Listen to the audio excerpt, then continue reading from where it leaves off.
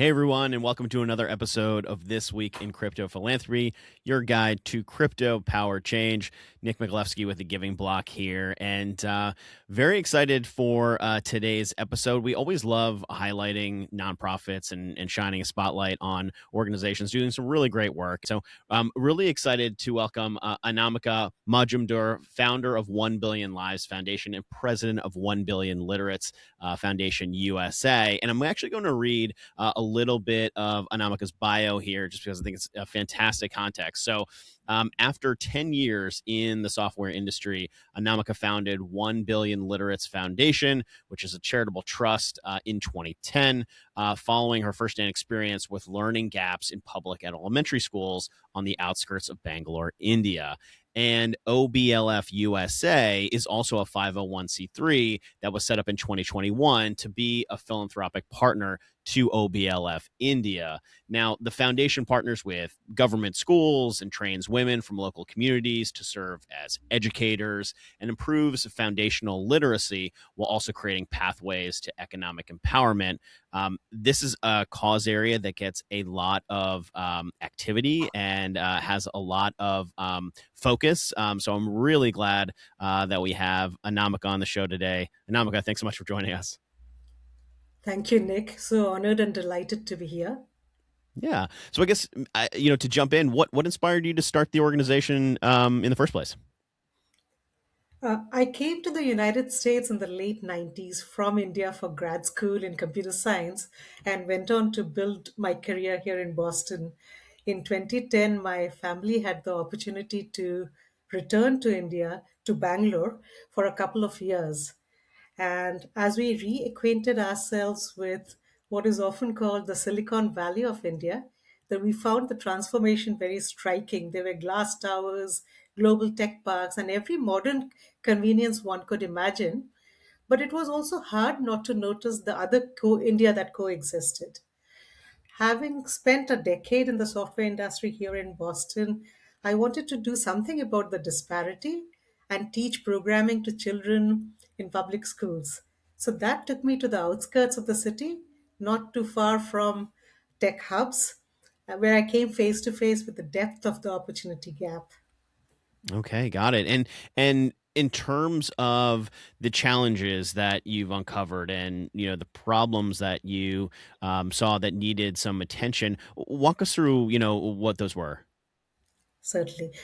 So I found public elementary schools present in every nook and corner in the villages I went to. This is outskirts of Bangalore. So access was no longer a challenge. But sadly, even to someone without any background in education, the learning and teacher gaps were just glaring.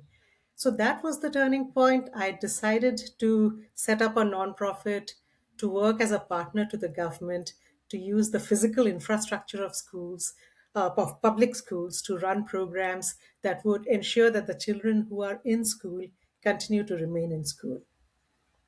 Okay. So access was there helping improve, access and some of the foundational things, but why and how did literacy kind of come into the mission and why was that such a critical piece as well? So, English is a gateway language, and public schools reach millions. And learning gaps are not, it's a universal challenge.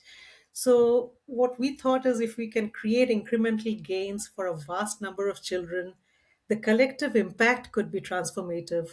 So, that's why it became a mission to provide access to quality education within the mass schooling system with strong focus on English. Yeah, and then I guess talk about the meaning behind 1 billion lives. Would love to just get more of a background on what you settled on that and again the overall sentiment behind that phrase. So we started out as 1 billion literates, and our focus was was only on improving English comprehension skills back in 2010. But as we searched for teachers, we recognized the untapped potential of women from the rural communities. They became the foundation of a sustainable model. And over time, our work has evolved from improving literacy to impacting lives. So, 1 billion lives, Nick, is just a symbolic expression of our commitment to serve everyone. So we dreamed of a country which may be divided in language, food, culture, etc., but united with literacy. Yeah, excellent. I love that. And the work that you're doing on the ground, describe to everybody what actually goes into the kinds of programs you're providing. What's going on, on the ground right now. Certainly. So we are a grassroots organization that partners with the government, as you mentioned, to improve education and health outcomes in rural. We are in the state of Karnataka in India at the moment. The flagship initiative is the school adoption program that strengthens English foundational skills. And COVID, our health initiatives actually emerged from the COVID-19 relief work that we did. What began as a public health intervention in 30 odd villages for screening non communicable diseases, it has now expanded to other health needs as we got to know the communities better. Amazing. And so the folks that are being served in all these programs, I imagine it kind of runs really the whole gamut. It must seem like these are pretty comprehensive programs. But who are the populations that you're serving?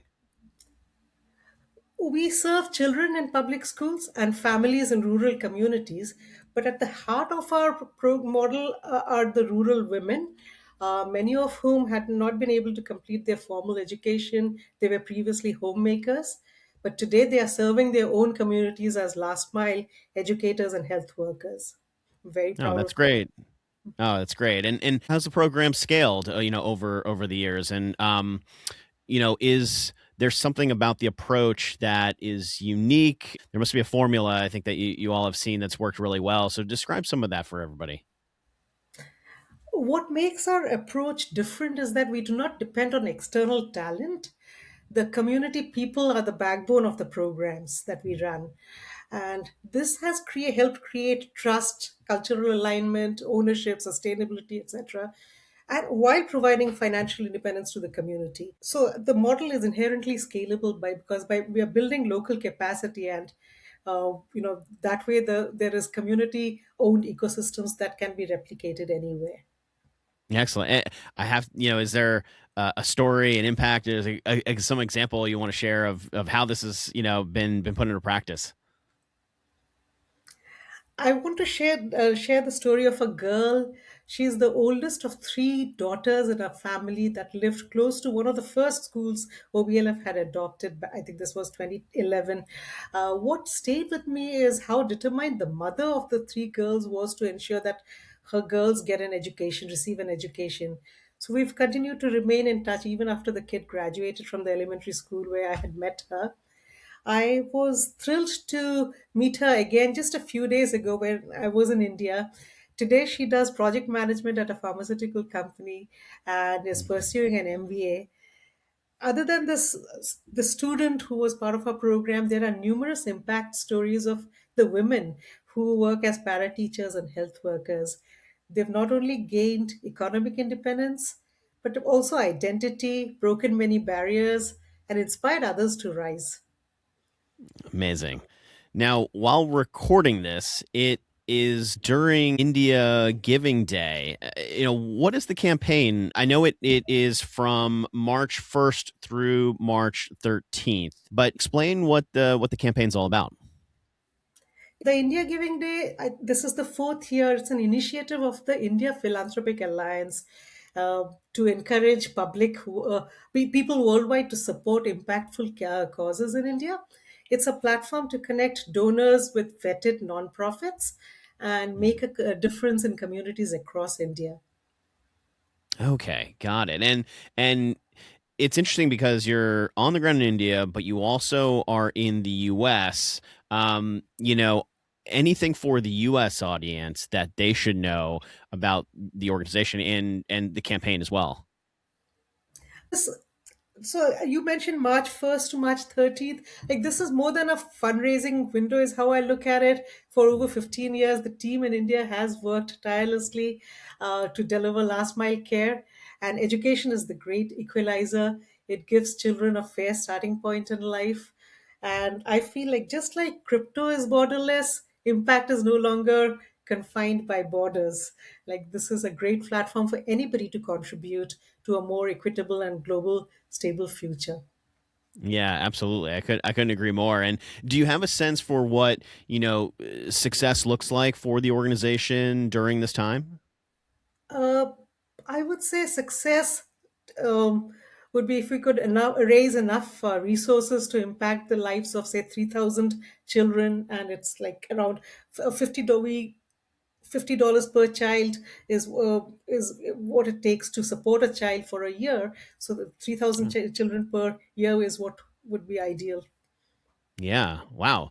Okay. So then I guess maybe shifting gears a little bit and maybe kind of coming back around to that dual structure that you've got set up. Why did you decide to create, 1 billion Literates Foundation USA? Yeah. Uh, OBLF USA was actually incorporated during the pandemic when people were looking for a credible way to respond to the devastation. A few good Samaritans had come together to serve pro bono and build that bridge. Today, OBLF USA enables supporters here in the States make high impact contributions, whereas I was saying $50 can really change someone's life. Right. Yeah, absolutely. That makes sense. And have there been some lessons that you've learned from, having an organization that's kind of in both those areas between India and the US? There is tremendous goodwill around the world, but people naturally tend to gravitate towards causes that they see up close. So when your work is international, you need to work harder to build credibility, nurture donor relationships, and build trust. And finding passionate champions for a cause that isn't local can also be a challenge. But what we have discovered is with transparency, storytelling, it's possible to inspire long term engagement even across borders. Yeah, and I think you have a unique perspective because we work with a lot of organizations that do work on the ground in different locations and they have a presence in the US. So, is there some, advice or some, considerations for people that are in a similar situation to you all where they're navigating, international kind of philanthropy, challenges? Yeah, what would you sort of say are some of the key things to be aware there? I feel international philanthropy requires a different mindset as you're operating across cultures, currencies, time zones, and without the proximity that builds instant trust. So I would say, look beyond brand recognition. Keep in mind that the most effective solutions are often designed by people closest to the problem. Do your due diligence, provide patient capital, and give not only to the programs, but also to build organizational capacity. This will help you become a long term partner and make a profound impact. I love it. And the vision of the organization, long term, what's the aspiration? The vision rests on two core beliefs. In our next chapter, we want to intentionally invest in many more women as catalysts for building future ready communities. And secondly, we want to leverage bleeding edge technologies like blockchain, not just for crypto and instant payments, but what it fundamentally offers, which is transparency, traceability, and trust. Imagine donors tracking the impact that they're causing in real time. That's the power of such technologies. Yeah, I couldn't agree more. And why now? Why is this so important? Right now. I recently returned to the States after spending months with the OBLF India team, and their resilience and commitment, despite tough conditions, has moved me. I went to a district that is roughly 350 miles from the city of Bangalore, uh, where we are piloting our school adoption program. I saw engaged students, dedicated teachers, local government officials keen to partner with us. So, what I've seen is even in challenging environments, progress is possible. The work matters right now because there is so much that remains to be done, and the need is urgent. Yeah, and you know, I guess to start to wrap up this conversation, when we think about the campaign, and I couldn't agree more. I mean, you mentioned that $50 goes to help a child. I've given to similar causes in the past where providing just educational access, just internet access, bedrock foundational support can just be so impactful to some of these communities. So, for people that are interested in the campaign and if they want to learn more, where should they go to do that? First, I would request your listeners to explore the nonprofits participating in the India Giving Day and support causes that are close to their hearts. And if the OBLF USA mission speaks to you, this is a great moment to get involved. Through our partnership with the Giving Block, we have the ability to accept not just cash gifts but also non-cash gifts like donor advised funds, crypto, stocks, etc. We welcome you to visit our website, learn about our programs, visit us if you can. Please come to India to see the work being done. Consider being an ambassador and help expand our reach. Please join us. Your support will mean the world to all of us in the OBLF family. Amazing. Well, crypto donors I know are so mission driven. These are campaigns that, have received a lot of attention. It's a very happily, I'd say, a crowded space with a lot of supporters. So it's fantastic. Anamika, thanks so much for giving us a peek into the work that you're doing and the campaign that's going on right now. I think when this episode airs, we'll be in the midst of this campaign. So it was great to have you on the show today. And for everybody that's listening, we'll have all the relevant links in the show notes so they can learn more about the causes here, the campaign itself, and then of course, as Anamika mentioned, if OBLF speaks to you, everything about the great work that they're doing on the ground. Everybody, thanks so much for joining today, and we'll see you next time.